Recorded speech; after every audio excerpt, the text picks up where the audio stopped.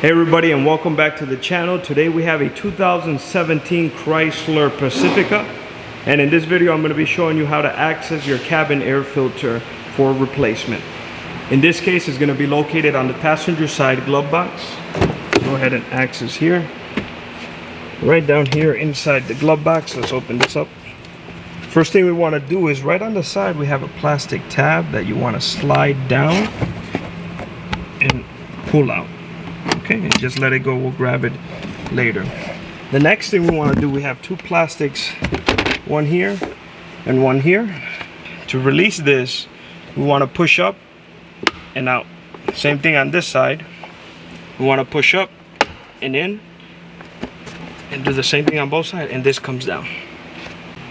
Once the glove box is down, there's a shield that there's just one clip here that you just have to pull out. It pops right out.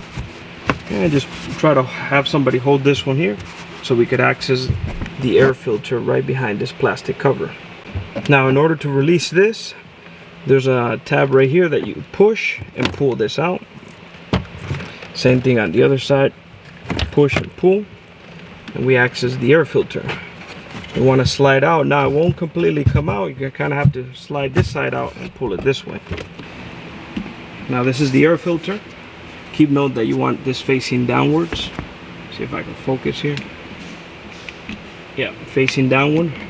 At your local's auto parts store, they'll get you the exact fit for this one. Same process putting it back in. Keep in mind, this is important right here.